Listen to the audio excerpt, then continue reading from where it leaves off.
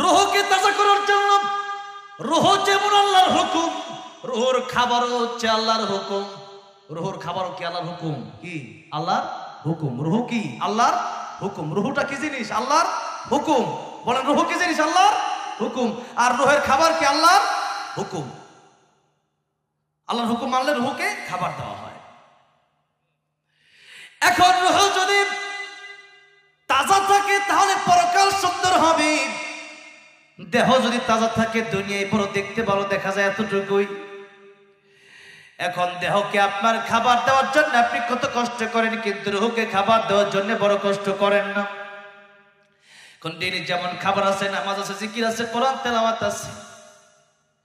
আল্লাহ রাব্বুল আমিন রুহকে খাবার দেওয়ার জন্য মৌসুম ভিত্তিক কিছু রুহুর খাবার দিয়েছেন। নেক আমল আপনি কেন করবেন? এই যে সামনে রমজান মাস আসতেছে, মানুষকে আল্লাহ রাব্বুল আমিন মানুষের দেহটা তৈরি করেছেন চারটা জিনিসের মাধ্যমে: আগুন, পানি, মাটি, বাতাস। এই চারটা জিনিসের মাধ্যমে মানুষ বানায়। শুধু মাটি না, এই চারটা জিনিস দিয়ে বানাইছে। আর মানুষের জন্য খাবারের ব্যবস্থা আল্লাহ রাব্বুল আমিন রেখেছেন। আগুন, পানি, মাটি, বাতাস, এই চার বস্তু থেকে খাবারের ব্যবস্থাও রেখেছেন। এখন কথা হচ্ছে, মানুষের দেহটা মূল নয়, মানুষের অন্তরটা হচ্ছে মূল। মানুষের অন্তরটা কি? মূল। অন্তর ভালো হয়ে গেলে দেহ অটোমেটিকলি ভালো হয়ে যায়। আর অন্তর যদি ভালো না হয়, দেহ ভালো হয় না।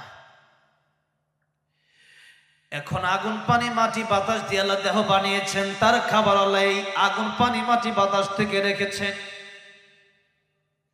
রূহ সেটা কি জিনিস? রূহ চেঞ্জেন। রূহ যেদিন চলে যাবে, আমি আর ওয়াজ করতে পারবো না, আমি আর বক্তা থাকতে পারবো না, সভাপতি থাকবে না, ইমাম সাহেব থাকবে না, মুয়াজ্জিন সাহেব থাকবে না, চেয়ারম্যান থাকবে না, এমপি মন্ত্রী আর থাকবে না। আব্দুর রহিম ইন্তেকাল করেছে। ইন্তেকাল মানে এক জায়গা থেকে আরেক জায়গায় চলে যাওয়া। তার মানে আব্দুর রহিম চলে গেছে, এখন ডাব্বা পড়ে আছে, এটা খোলা, এটা লাশাই কিচ্ছু নাই। লাশাই মানে কি? কিচ্ছু নাই, কিচ্ছু না, এটাকে বলা হয় লাশ। এখন আর আব্দুর রহিম নাই, লাশ কোথায়? লাশ কোথায় মানে কি? আব্দুর রহিম তো গেছে গা, আব্দুর রহিম তার কাছে চলে গেছে, এখন লাশ কোথায়? ডাব্বা যায়, ডাব্বাটা কোথায়? ইঞ্জিনটা চলে গেলে হায়রে হায়, ডাব্বাটা পইরা রইবে এই যে দুনিয়া, ঠিক কি না? ইঞ্জিন চলে গেলে ডাব্বার কোনো দাম থাকবে না, খালি দেহ করে কেউ রাখবে না।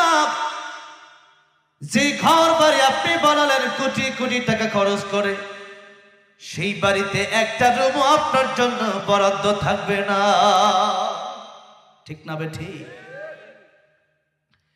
তাই নবী বলেছেন, তোমার তিনটা ভাই আছে, একটা ভাইয়ের নাম ধন সম্পদ, আরেকটা ভাইয়ের নাম আত্মীয় স্বজন, আরেকটা ভাইয়ের নাম নেক আমল। ধন সম্পদ মৃত্যুর সাথে সাথে আলাদা হয়ে যায়। মানুষ মৃত্যুর সাথে সাথে তার আত্মীয় স্বজন ও তার কবরে নামায়া পরে আলাদা হয়ে যায়। কিন্তু মানুষের নেক আমল এটা মানুষের সাথে কবর পর্যন্ত যায়, জান্নাত পর্যন্ত তারে পৌঁছায় দেয়। জোরে বলুন সুবহানাল্লাহ। কিন্তু আমরা পাগল ধন সম্পদের জন্য, আমরা পাগল আত্মীয় স্বজনের জন্য, কিন্তু নেক আমলের জন্য আমরা পাগল না, ভালো কাজের জন্য আমরা পাগল না।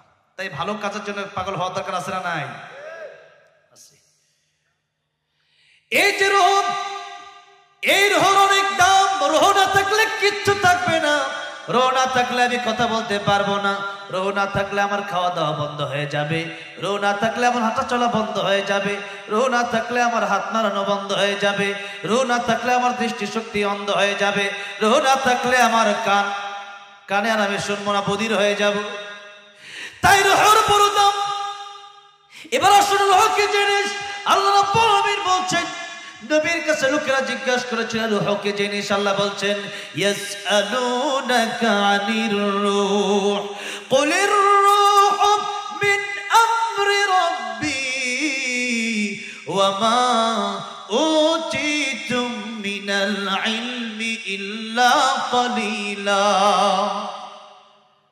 ওগো নবীজি, মানুষ আপনাকে জিজ্ঞেস করে রুহ কি জিনিস, আপনি মানুষকে বলে দেন কলির রূহ মিন আমরি রব্বি, রূহ হচ্ছে আল্লাহর একটা হুকুমের নাম, যার কারণে এই পৃথিবীতে দেহ দেখা যায় কিন্তু আল্লাহর হুকুম।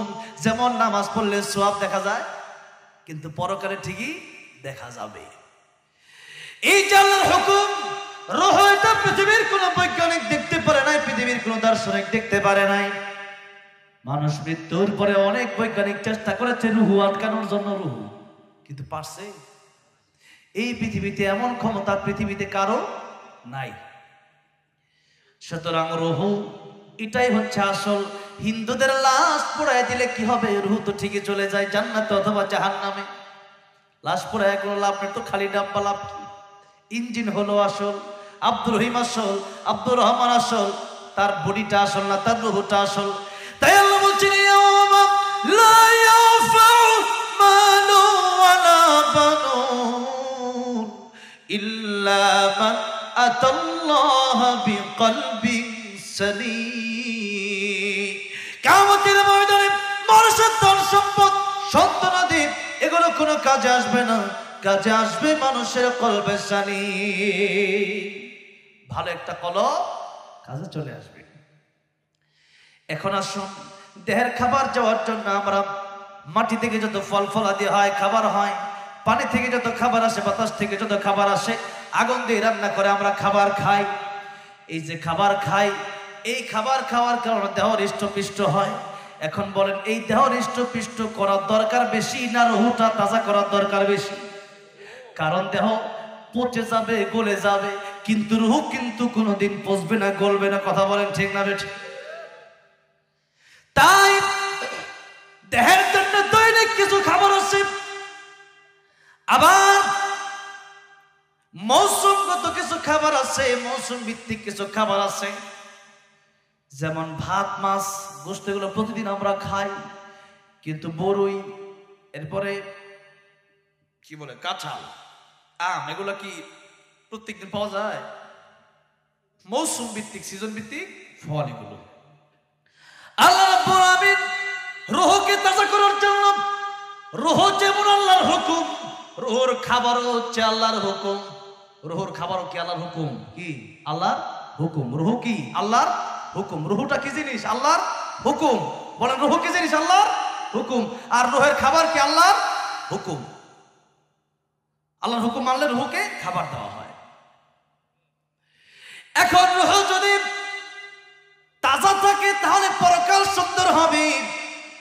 দেহ যদি তাজা থাকে দুনিয়ায় বড় দেখতে ভালো দেখা যায়, এতটুকুই। এখন দেহকে আপনার খাবার দেওয়ার জন্য আপনি কত কষ্ট করেন, কিন্তু রূহকে খাবার দেওয়ার জন্য বড় কষ্ট করেন না। কোন দিনই যেমন খাবার আছে, নামাজ আছে, জিকির আছে, কোরআন তেলাওয়াত আছে। আল্লাহ রাব্বুল আলামিন রূহকে খাবার দেওয়ার জন্য মৌসুম ভিত্তিক কিছু রূহর খাবার দিয়েছেন।